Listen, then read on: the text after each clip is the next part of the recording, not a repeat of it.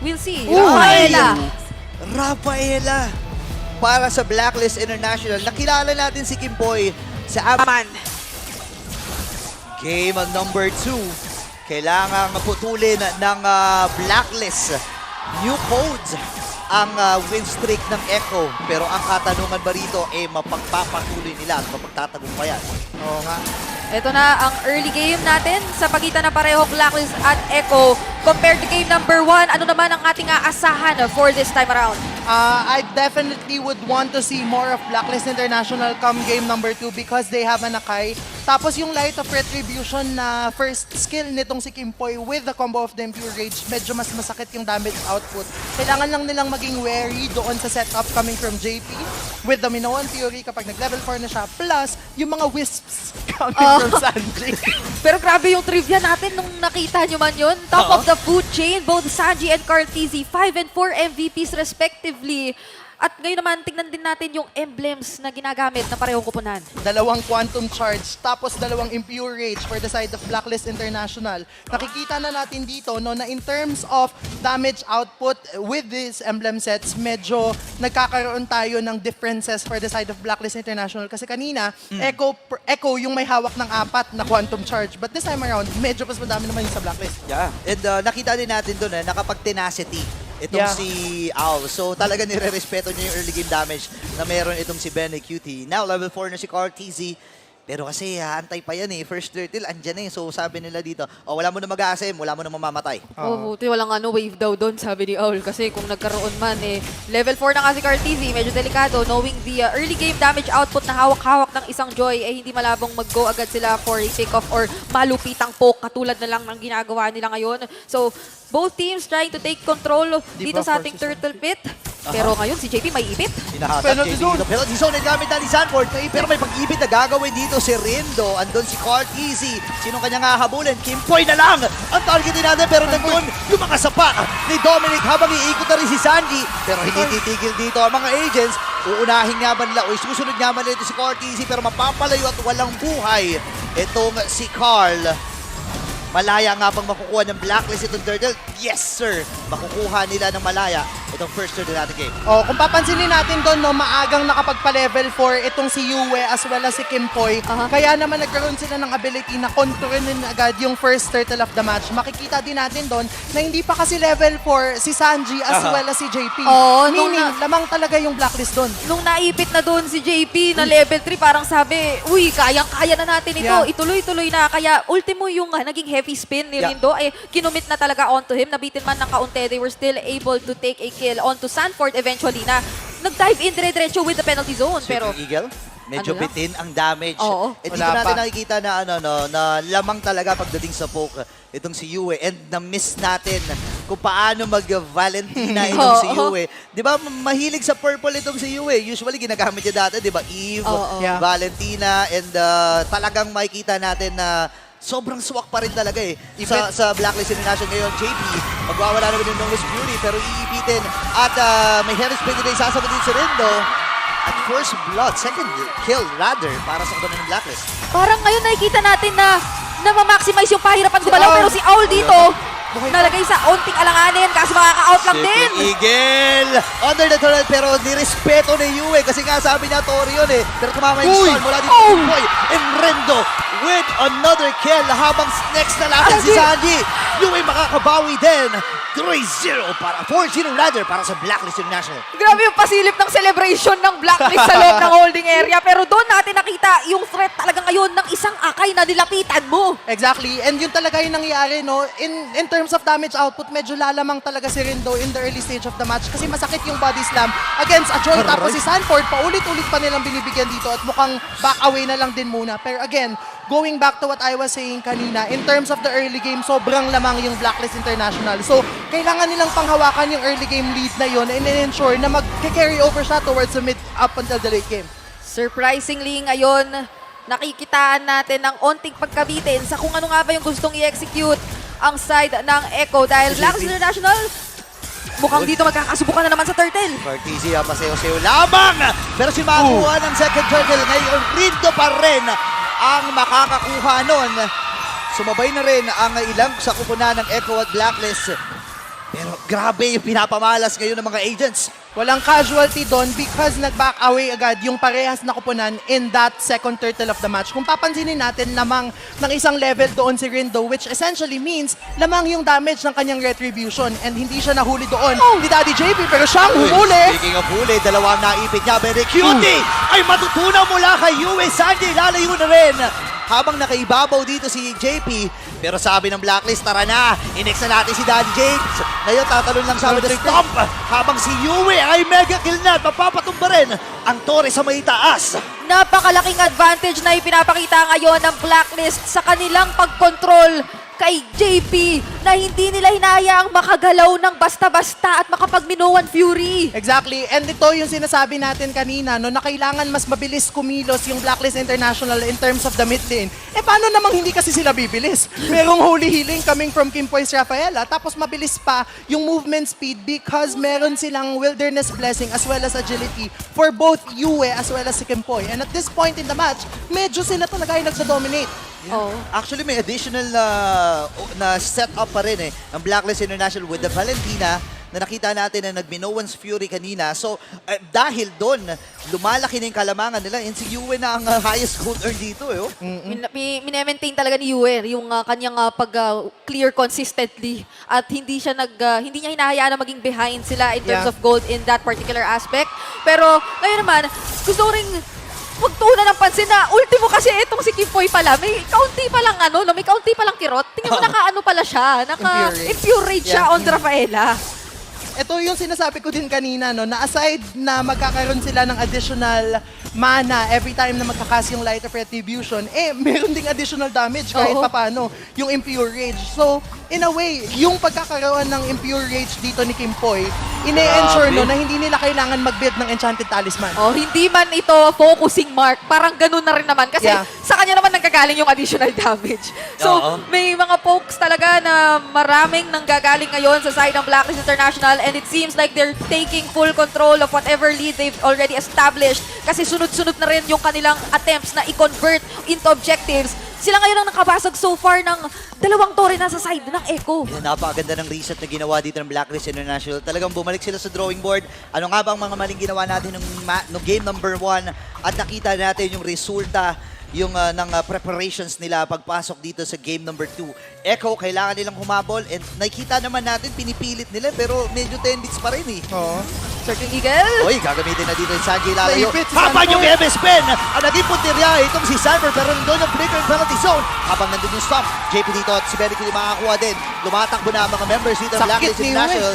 And ang buong kupunan ng mga agents ay atras medyo nabitin lang at nahuli itong si Core TZ. Pero sapat yun para makabawi. Ito yung isa sa mga possibility ng Echo na manalo and turn things out to their way. Kasi walang naka-purify sa side ng Blacklist International. Isang crucial Minoan's Fury coming from Daddy JP plus penalty zone coming from Sanford.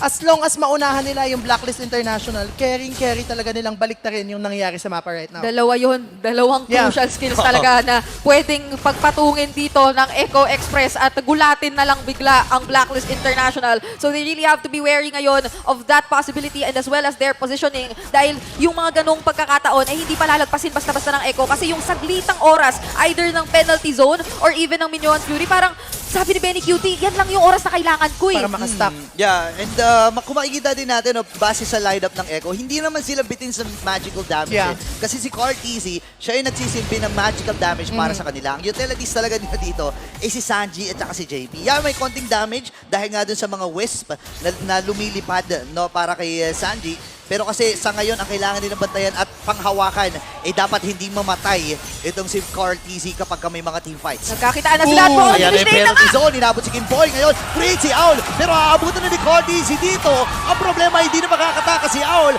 JP napalalim din pero buhay pa sa pagkakataon nito ng Slipper of HP habang si Kimpoy. Hinahabol siya. Andun yung mga normal damage. Pero grabe yung heal. Plus the favor boots. At nabuhay pa nga si Daddy James.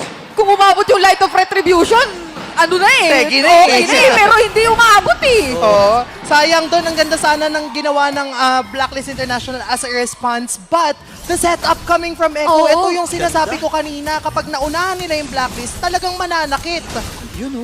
bitin talaga sa damage eh. And ngayon ang kupunan ng Blacklist, talagang pinakahawakan lang nila yung Lord, 22k para dito sa level 1 na Lord.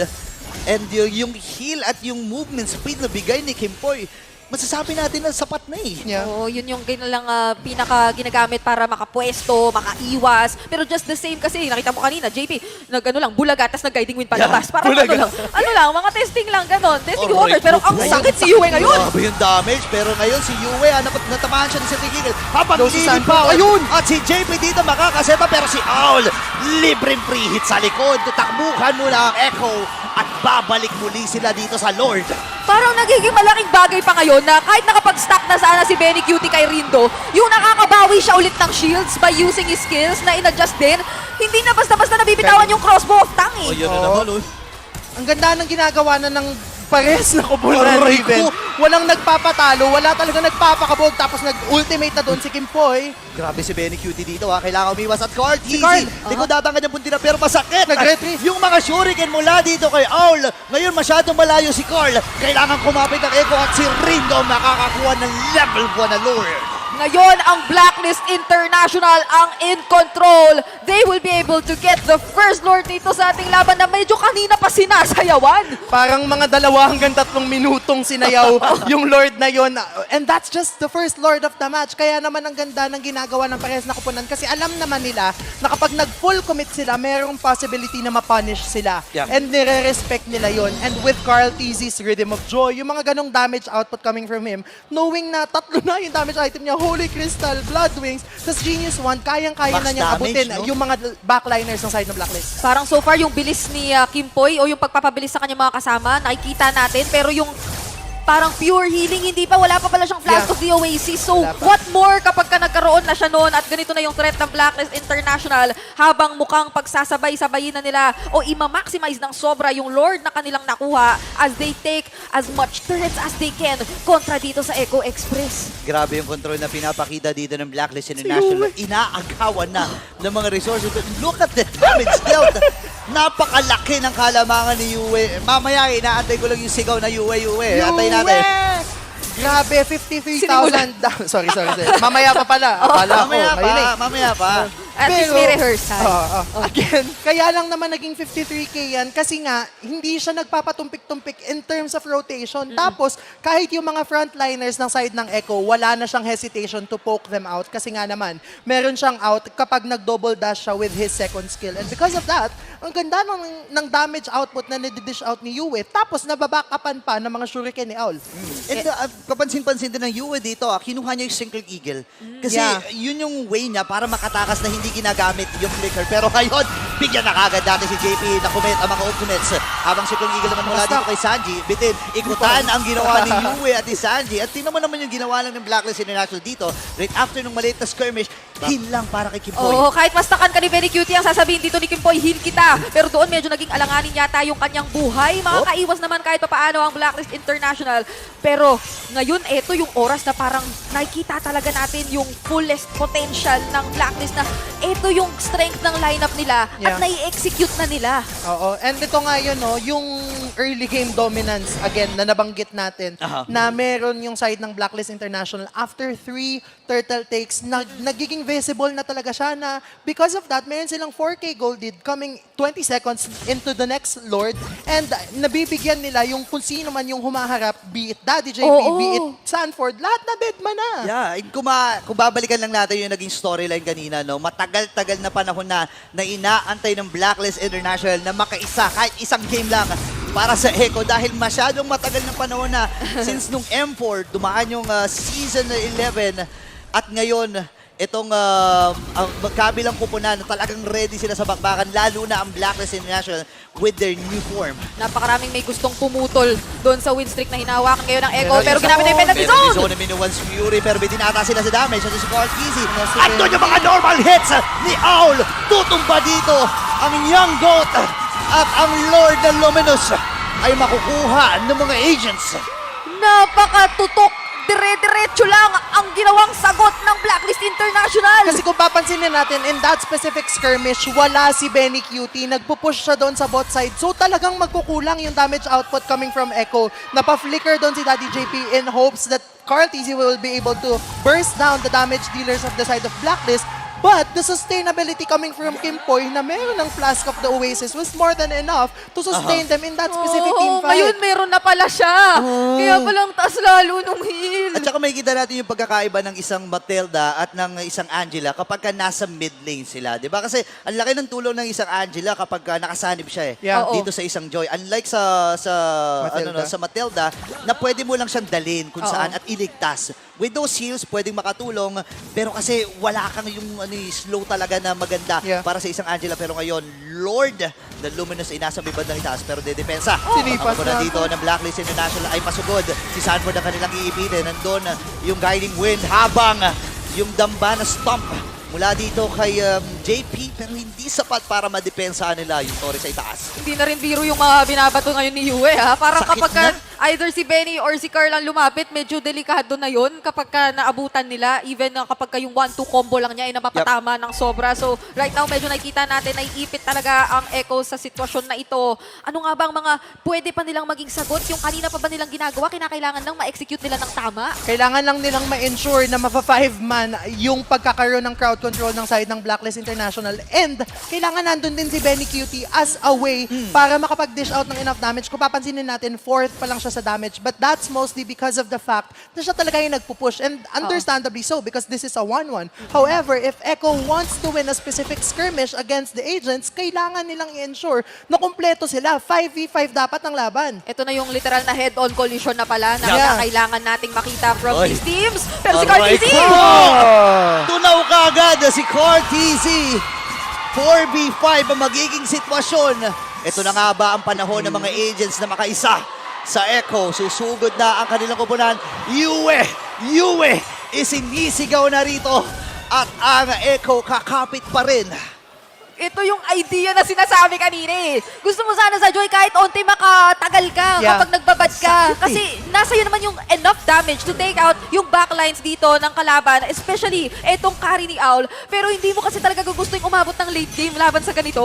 Kasi yung paglapit mo pa lang, binubuhos na niya lahat sa'yo. Which is why essential talaga sa isang Joy kapag meron siyang either Angela na kasama or meron siyang Vengeance. And at this point, Wala. wala yung parehas na parehas Hits. na conditions na yon for the side of Echo. Kaya naman, ang kailangan nilang gawin talaga, again, as we've mentioned kanina, kailangan nilang paulit-ulit lang na gawin yun and maka-out sila with the hopes na magiging enough na yung ginagawa nilang damage output against Blacklist International. Ngayon ito nga ba ang kanilang pagpaplano at pagbuelo na gawin exactly kung anong sinasabi natin dahil medyo mataas na ang Concentrated energy. stakes ngayong paparating na Lord. Ito malaki-laki ang posibleng gawin dahil 18-minute Lord na nga ang hawak ng either kung sino man ang makakasecure nito. Kaya nagpapakiramdaman lang ang parehong JP. kupunan. Pero maharap ni JP! Si JP kagad ang kanila pupunta rin pero may immortality naman siya. Habang si Cortez, tunaw kagad. Yue nandun! Mapapatay ni Yue itong si Carl. Same with Sanford. Mataas-taas dito ang death timer. Habang dalawa Benny! ang babagsak. Si Benny dito nakikipagsabayan sa apat. Kailangan niya ata tumakas. Pero doon yung flicker and yung ultimate. Habang si JP ililigtas lang muna dito si Danny Benny. Buhay pa rin, buhay pa rin. Meron palang winter truncheon si Kimpoy! Grabe, no? Kaya pala wala siyang dalawang isip sa pag-dash in, dive in doon. Flicker pa yun kasi alam niya na mabubuhay siya either way. And after that Winter Truncheon with that Holy Healing plus Flask of the Oasis, buhay ang kuya mo! Balik yung buhay Pero ang ganda ng flicker holy baptism niya doon na nakaligtas lang talaga. Itong si Benny Cutie ngayon, kakapit na ang Orca sa kanilang base. Basag yung Torres sa may gitna.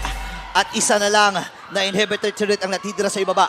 Ngayon medyo nakikitaan na natin ng liwanag kung bakit nga ba paulit-ulit na Circling Eagle din pala yung kinukuha nitong si Yue. Kasi yung Circling Eagle ngayon, na-adjust siya na parang habol na habol mo kahit saan magpunta. So parang madidish out mo na yung enough damage para kay Carl TZ. And if hindi man siya ma-takedown, si Yue yung bahala kasi hahabulin at hahabulin siya. Oo, tapos yung Circling Eagle, no, habang tumatagal kang umiikot, mas lalo siyang Oo! naglalabas ng wisp. So sobrang sakit talaga ng damage output na yun. Lalo pat malayo talaga yung nararating ni Carl TZ. Yeah. Pero speaking of, Aray ko! Patay si Carl. Tunaw na naman dito si Carl pero mamamatay si Owl. Circling Eagle mula kay Yue. Sandia may ipit din. Pero tatlong member, actually apat ng members mula sa Echo ang umahabol sa kanya. Mapapatay din itong si Sanji, pero yung Lord na Luminous ay nasa may bandang itaas. Kakayanin nilang depensa ang Benny Cutie at ang apat na members mula sa Echo ay buhay pa rin. Kailangan dumibensa sa ibaba. Mabilis na clear wave ang gagawin dito ng Echo, pero respeto naman ang ibibigay ng Blacklist. Grabe yung depensa doon na ng Echo at yung parang pag-assign nila. Sabi nila kina Carl, uy, i-distract nyo muna. Kailangan Yeah. hindi umabot yung Lord at kumatok sa base natin. And ang crucial ng pick-off na yun coming from Carl TZ against Aulo, kahit naka-Rose Gold Meteor na, kasi essentially, sa isang team fight, no, talagang marksman ang mag-e-end ng isang laban. And Oo. dahil wala na yun, nag-back away yung Blacklist International, and this is a signal for the side of Echo na tayo naman. Ganda ng ginagawa dito ng Echo na pagbawi. Nakita nila yung downside ng ganitong klaseng lineup. Kailangan nating hanapin itong si Al kung saan man siya nagpupunta. Kasi naka-Wind of Nature siya dito. Alam natin yung skills na meron si Carl TZ, hindi na nadideplect. Na-win. Oo, Yeah. hindi na Wind of Nature yun. So, I think kailangan mas mataas ang focus ng Blacklist International dito kay Aul. Kailangan wag nilang bitawan. Yeah. And Kimpoy magbibigay ng malaking role dito. JP. Makikita nga lang yata ni JP yung mga miyembro ng Pero Blacklist. once Fury, nandun din yung stop. Si Yue dito ay aatras na rin muna at ang buong kupunan ng Blacklist ay buhay pa rin. Pero yung Grabe. wave ng minion ay nakapabor para dito sa mga agents. Todo ingat na lahat ng mga Grabe. players at this point. Kasi hindi mo na talaga kinakailangan o hindi ka na pwedeng mag-risk na meron mawawala sa inyo. Napakatagal na ng death timers natin at this point. We're 21 minutes into this game na sobrang hinahawakan ng parehong kupunan. Oh, and with that recent skirmish, no, alam ng side ng mga agents na wala ng flicker si Daddy JP with his Minoan Fury. So, in a way, na-neutralize na yung threat coming from this Minotaur unless sobrang ganda and perfect talaga ng positioning coming from Daddy JP. However, pwede pa din naman kasing si Sanford yung magsimula with this penalty zone, tapos back up na lang yung gagawin ni JP with his Minoan's Fury. Anything is possible pa rin True. naman para sa Echo Express. At alam natin kung paano na sila kabihasa at experience in that part of this game o yung talagang pag-execute nun. Para, lalo na nasa late game na tayo at hindi na bago sa Ayan kanila na si yung mga JP. desisyon. Nakita ata dito Minoan Spear na gamit na habrang single giggle muna kay Sanji. Sinusundan siya ni Yue dito pero lalayo din. At maraming mga nag-exhaust na ultimates dito, both parties. Pero kakalma lang nga ba itong Echo at Blacklist. Lord, hinahawakan pa rin ni Rindo. Oh. Okay, so hinga daw muna. Oo, parang kumukunat-kunat na rin yung Echo ngayon. Hindi na basta-basta napapawasan. Pero doon nakikita natin, thanks to the sustain din na hinahawakan ngayon ni Sanji, mas natatagalan nila yung mga nagiging pokes na Yeah. inilalabas ngayon ng Blacklist International as they also attempt to actually bait or somewhat force a fight kontra dito sa Echo dahil alam naman nila kung ano yung wala sa kanila. Although in a few moments lang, babalik na rin yung flicker ni JP. Yup. Si Sanford yung alam nila na walang flicker Sakit ni din. Yue. Sakit, grabe. Actually, nagamit na niya yung IMU niya. Nakuha niya yung penalty Penalty zone, zone. pero pinalitan niya, tinanggal niya. So, matagal-tagal ang cooldown na aantayin dito ni Yue. Pero, Yung mid. alam nila na lamang sila sa wave eh. So, mapipilitan dito ang Echo na mag-clear muna sa gitna. Oo. And bukang i-equalize lang ng parehas nating kupunan yung kanina pang back and forth. So yung first Lord, mga Grabe. 3 minutes. Itong mga last Lord, mga 10 minutes yata sila magla-Lord dance. Nararamdaman mo ba? Oo, napifeel ko na. Tsaka nandyan ka eh. Ay, Di ba? Naalala mo ba? Andyan din si Chantel, di ba? Nandyan siya saka, oo nga, nandyan siya sa taas, pero wala naman tayong ini-imply doon sa sinabi natin. It's just that talagang napakagaling mag-control Yeah. netong dalawang teams, netong major objective. Major objective na to Super. Double para major. sa kanila. Double major na kasi nandito na tayo sa punto na posible na talagang matapos ang Yeah. laro kapag na-secure nila itong particular na Lord na to. Kaya tingnan mo naman yung todo ingat at todo tago na ginagawa nila, pero pinupoke na naman si JP. Delisata Sanford siya dito pumasok! habang yung penalty zone nagamit din. Pero kay Dominic niya na i-commit yung kanyang penalty zone. May idea na dito ang Blacklist International. Bitin sa setup ang mga Orcas. Andun na naman yung heal. And si Yue dito ay umaabante na. Look at that, folks. Pero si Sanji makati na rin. Kaya lang andun yung heal eh. Oo, So, bumabalik. umaatras lang dito si Yue. Tapos sasabihin niya, Boss Kimpoy, pahin naman. Totoo. Yun talaga yung ginagawa, no? Kasi kanina, sinabi ko na hindi na masyadong magbibuild ng Enchanted Talisman yung isang Rafaela. Oo. Pero sabi ni Kimpoy, ay hindi, gusto Oo, ko kasi gusto may ko. CDR ako eh. Uy, pero i-go na nga ba nila? 18K yung buhay ng Lord. First na nga ang kanilang sasagot. Habang si Siyempre, JP mabubuhay battle. yung penalty at kasana rin ni Sanford dito yung penalty zone niya. Carl! Pero si Carl! TZ, the young goat, ang makakakuha ng Lord. Habang si Oli makakabawi din ng isa ngayon sa bayan na. Maubos yata. Oli na makakakuha din. Takbuhan muna ang kubra ng Echo. Si Uwe. Lima pa rin para sa kubra ng Blacklist. Aatras si Benny. Andun si Sanford. Makakatakas niya ba siya? Si Yue at si Dominic ay susunod na rin. Yung mga minions dito ay pabor para sa Echo. Hindi pa lumalabas yung Lord. At ang Blacklist International, may pagkakataon ata mag-base Oo, lang to ha. parang- May pagkakataon ata. At ang mga minion waves ay tuloy-tuloy pa rin. Yung Lord Echo, nag-respond. kumakapit na doon yung penalty zone. Pero sabat nga ba yung kanilang damage Sanford. dito? Pero babagsak. Ito, Lipad! si Sanford nakalipad. Si Ay! Bennett pero hindi sapat yung kanyang damage. Mabuti na lang ay walang minions na available dito ang Blacklist pero hindi tatagal dahil sasalubong Carl! na kagad ni Carl ito. Retribution ginamit na niya. At ngayon, ang natitira na lang na didepensa ay si Benny. Nasa Walang likuran ulti nito si si Carl. Benny. Oo! Tinataklan niyo yung isang minions. Pero ito na, ang pang-base lang. Pero hindi pa rin sapat. Pag-yung mo dito ni Cortez. Pinalikan! Very cute na lang ang natitira para Walang tumipensa! minion! At talagang ang Blacklist International mukhang gusto na nilang tapusin ngayon din yung laban pero yung mga minions din Walang ng Echo minion. nag-spawn na! Kinakailangan muna Oh, yata no! nilang bumalik at umalis dahil yung Lord sa baba ay dedepensahan na muna! Ang daming nangyari, pero hindi pa na-end ng Blacklist International kasi ang ganda ng ginawa ni Carl TZ nung kinat niya yung minion waves doon sa mid. Oo. Namatay man siya doon, pero it doesn't matter that much kasi nabuhay naman si JP and si Sanji na yun yung naging result for Blacklist International. Back na muna tayo. May Grabe. Lord Sabot eh. Tinry, pero Talagang kumapit lang dito ang Echo. Sabi dito ni Cortez, sige na. Hahatakin ko na lang yung range na minions kasi pag nakalapit yung Matic, Oo, pwede and double. mag-base lock itong Yeah. si Owl with 8-2 and 8 na KD in with those kits na meron siya ngayon.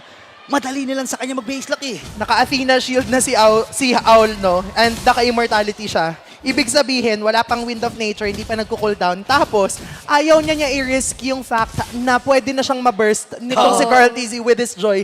Kasi nga naman, yung Rose Gold Meteor, nagpo-proc lang yun kapag malapit ka Mababa. ng Mategi. Oo. Eh, dahil nga yung Athenas, kahit malawak pa yung buhay mo, eh, nandun pa rin. Yun yung nagiging security nitong si Owl. nababawasan ng sunod-sunod and maski yung posibleng damage naman galing kay Sanji rin kasi magandang nagiging sagot yun kasi kahit anong sabihin natin kapag ka nagkakaroon na ng napakagulong mga laban, yung mga wisp na nanggagaling kay Sanji parang ano lang, pasimple lang, tapos aabutin ka, masakit-sakit na rin naman pala kasi nga naman ito isang post-4 Matilda na pinag-uusapan natin ngayon kaya nandoon yung tamang damage na manggagaling sa kanila in terms of magic and at the same time, nakikita na natin yung lack o hindi na pag-hesitate na rin nila Sanford at JP sa pagpasok kapag ka nakikita nila na eto, kompleto na kami. O hindi pwede na talaga naming ilaban yung mga setups na hawak-hawak namin. Yeah, yung malaking control ng Blacklist International pagdating sa mapa ay unti-unti nang napapababa ng Echo. Basag Yeah. na rin yung top lane turret.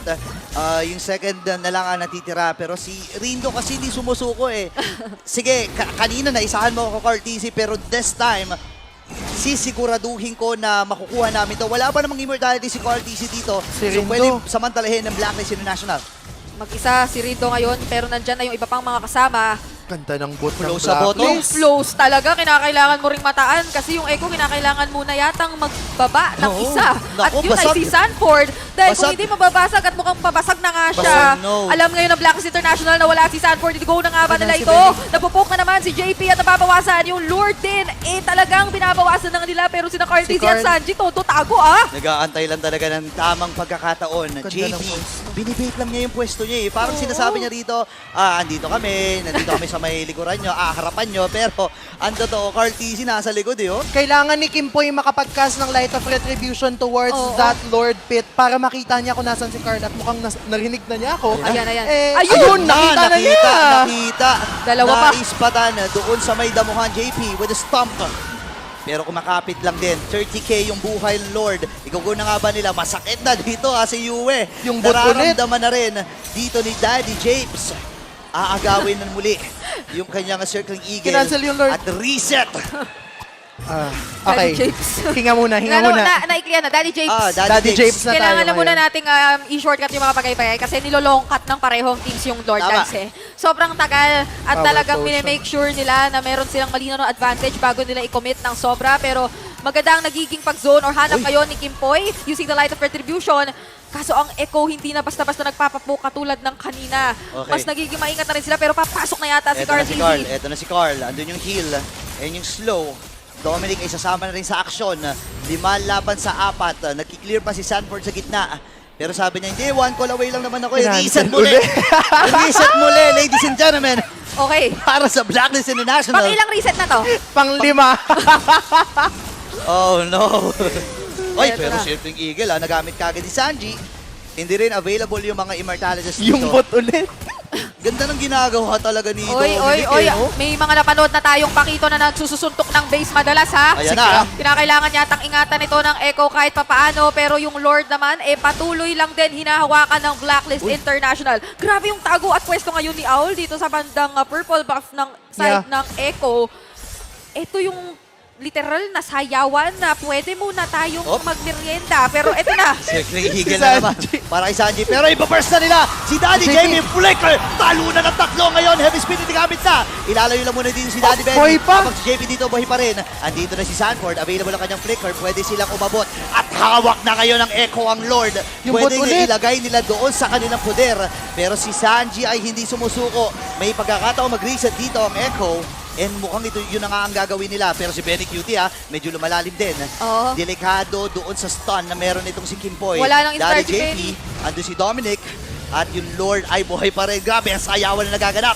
Oy, nagkaroon na ng napakatinding mga pokes sa pagitan ng dalawang kupunan. Ay, baba na Pero ng yung buhay, Lord, ah. napakababa Yung Lord. na ng buhay niya. Sino ba ang makakakuha dahil lahat pa Bababa rin na ang buhay dito. nagsasayawan? Lord, may sayawan na nagaganap sa yung ginagamit na. At yung penalty zone. Yung Lord. Sa tatlo para kay Sanford. And yung Yung Lord ay makukuha dito ni Rindo. Habang si Kimpoy ay buhay pa rin. Call TC, hindi susuko. Pop yung immortality. At ngayon, nandun yung Minowan's Fury. Buhay pa Imo sila. Dito ni JP. Buhay pa rin. Ang Echo rito. Dominic ay natitira. Ngayon, Uy! lilipan si Sanji papasok sa base. Pero pipigilan muna nila. Walang namatay sa team fight na yun. Yung sakripisyo, yung pag-alalay, yung pagsiguro na si Owl ay hindi mawawala. Kinakailangan mong ibigay kay Dominic dahil yung Lord hawak-hawak din nila. After 4 minutes of Lord Dance, Blacklist comes out on top and walang casualty. Ibig sabihin, inalagaan nila and hindi sila nag-overextend. Nako, eto na nga ba ang mga Si Sanji? pasabog na inaantay Oo. natin sa Blacklist. Yue dito, ilalayo na rin. Available naman yung kanyang immortality. So talagang malakas ang loob ni Sabay-sabay Yue yung minion. na sumabay at sabay-sabay ang mga minions gitna. Ang kanilang magiging punteriya. Cortis ay pumapasok na rin. Mabilis sila i-burst dito yung Lord. Habang nandun yung stun, tatama yung stomp. Pinowas And Minowan's Spirit na gamit na. Pero yung kanyang Wind of Nature, Winter Sunshine Ladder, habang si Cortis ay iipitin. Pero si dito, si Si Benny! Daddy JP at si Benny Cutie makakalipad. Pagsasaluan ng 5. Hindi sapat yung heal. Yung Lord ay itutumba na rin.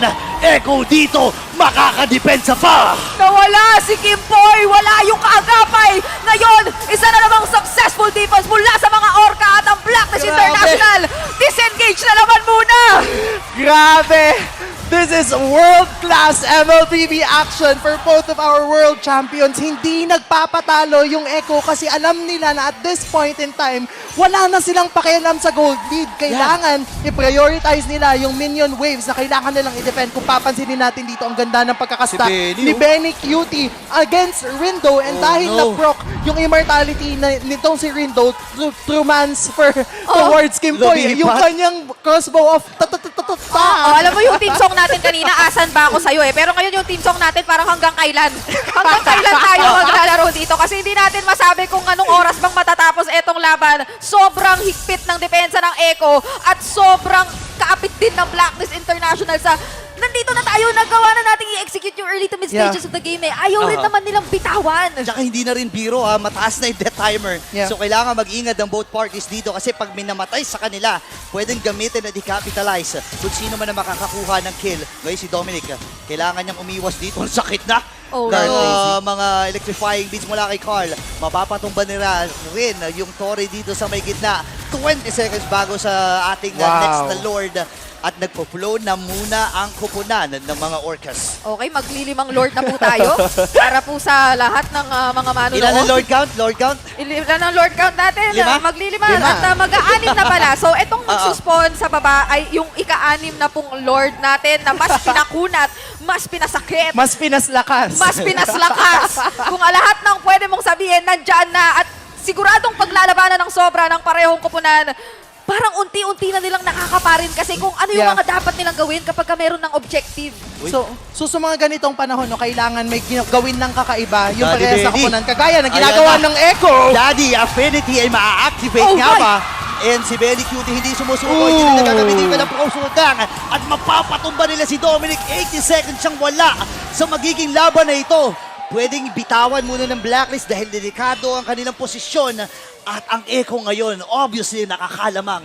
Oo, yun yung literal nakakaiba. Yeah. Kasi hindi na sila basta-basta nagtatagpo sa ating Lord Pit. Hindi Oh, na, no. bagkus. Wow, bagkus. Naghanap sila ng mga pwede Lalim. nilang tanggalin sa side ng Blacklist International. And that's specifically Dominic na ang laki rin na nagiging Yeah, impact o yeah, nagagawa, especially in terms of protecting or actually defending yung iba pa niyang mga kasama na ngayon ay wala. So Circling Eagle, ginamit na rin. Pero pakiramdaman lang din muna, ayaw lang nila palapitin ng Blacklist. Si Benny, nakalipad dito. Lumipad! Pero bitin yung kanyang damage. May idea ng Blacklist International. Sinalo lamang dito ni Rindo yung mga arrows. Pero si Rindo, nag-aatay. Oh! Andun! Flicker and Stomp! Pero nagamit na rin yung Winter! ultimate dito ni JP.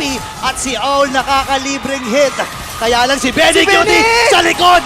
Nasa likod si Benny! Andun yung heavy spin! Makakatakas nga ba na si Owl? Ang hinahabol Si dito Kimpoy. ng mga Orca si Kimpoy ay may ipit din. Andun yung lason mula kay Sanford. At ang Echo ang nakakuha na ng kalamangan at ng lead. Kimboy is down for more than 70 Oh, seconds no. para dito sa ating laban. Kahit ano pang angat ng waves ngayon ng Blacklist International, iba na yung sitwasyon ngayon. Nawala yung movement speed nila. Nawala yung additional heal. Kaya naman ang Echo ngayon, mukhang sila yung medyo nagmamayari ng Lord Pit. Exactly. And come this 6th Lord, mukhang magkaka-Lord dance na naman tayo kahit 53 seconds away pa si Kimpoy.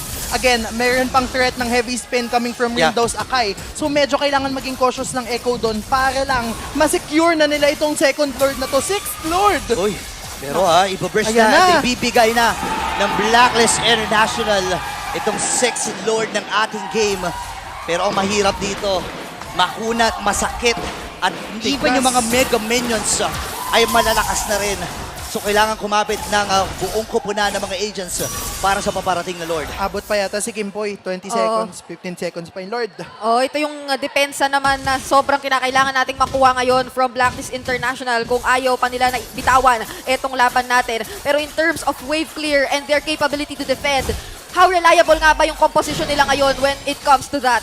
Kailangan maging crucial nung heavy spin coming from Rindo against either Benny Cutie or dun sa mga pwedeng mag-push sa side ng Echo. And because, again, this is the 6th Lord, sobrang tigas, sobrang kunat na nitong Oo. Lord na to. Tapos, kapag rumampa at nagmaldita tong Lord na to, may kidlat-kidlat pang kasama. Nako, mas masakit.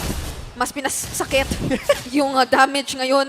Yung magic damage din na Okay. manggagaling sa Echo together with this Lord in their hands na nagmamarcha sa bandang mid lane natin. Na buong-buo pa naman ang Sabay-sabay yung HP waves. at Oh, no. sabay-sabay pa ngang paparating yung mga waves. Kaya naman masusubok talaga ngayon ang Blacklist International sa kung papaano nila dedepensahan ito. The bring it Grabe! effect! Thank you! Thank you! Ito na, the Ito bring yun. it the effect. Pero ano ang epekto ng pagkakakuha ng Lord mula sa Echo ngayon? Papasok na siya into the penalty zone. Pero heavy spin, ang isasagot ng Blacklist International. Unti-unti nagbabagsakan ng mga members ng kabilang kupunan. Pop yung mga Kare heroes. Tower. Rindo dito ay may ibit din. Pero nagbe-base lock na ang kupunan ng Echo. At tuloy pa rin ang kanilang win streak. Ang mga orca pa rin ang magwawagi! Ah! And this winning moment is brought to you